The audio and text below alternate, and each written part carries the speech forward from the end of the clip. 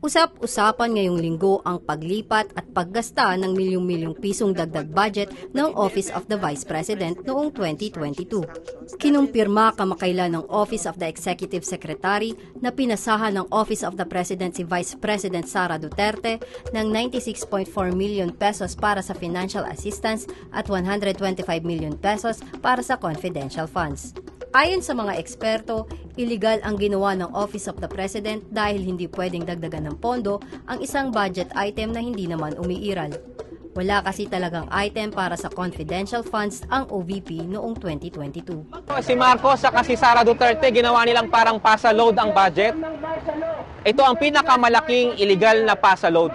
Parang tinitingnan nila ang pera ng bayan bilang personal nilang pera na pwedeng ipasa kung kanino nila gusto. Dagdag ng bayan, halos kapareho ang eskemang ginawa ng Office of the President at Vice President sa Anomalyang Disbursement Acceleration Program o DAP noong panahon ni dating Pangulong Noynoy Aquino.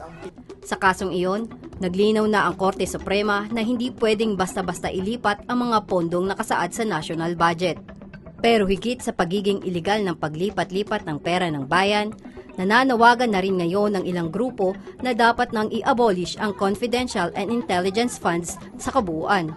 Bukod kasi sa itinatago sa taong bayan kung paano ito ginagasta, mukhang nagagamit daw ito sa paglabag sa karapatang pantao.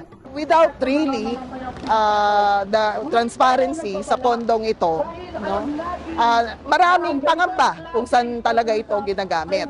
Ayon sa karapatan, hindi lang korupsyon kundi pagpopondo raw sa black operations gaya ng pagpaslang at pag-atake sa iba't ibang sektor ang gamit ng confidential and intelligence funds. Napakamahal ng presyo ng mga bilihin, napakababa ng sahod, pero here you have 10 billion no, worth of confidential and intelligence funds na ayaw pabawasan no, ng ehekutibo. Is this really a budget for the people? O budget para sa mga militarista at gahaman sa gobyerno? Para sa 2024, papatak sa higit 10 bilyong piso ang kabuuang panukalang budget para sa confidential and intelligence funds. Mas malaki pa nga ito kumpara sa kabuuang pondo ng Department of Agrarian Reform sa 2024.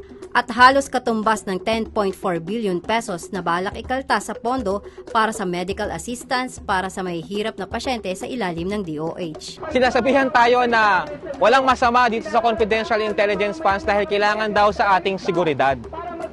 Pero ano pa ba ang higit na tulong sa ating seguridad kundi ang mabigyan tayo ng pondo para sa pagkain, para sa libreng edukasyon, para sa kalusugan. Sa totoo lang daw, kayang pondohan ng 10 billion pesos ang tig 25,000 pesos na production subsidy para sa higit 400,000 na magsasaka o di kaya'y higit 13,000 na pabahay o tig 30,000 pesos na ayuda para sa 338,000 na pamilya. Ang budget dapat ginagamit para sa pag-unlad, para tulungan ang mamamayan.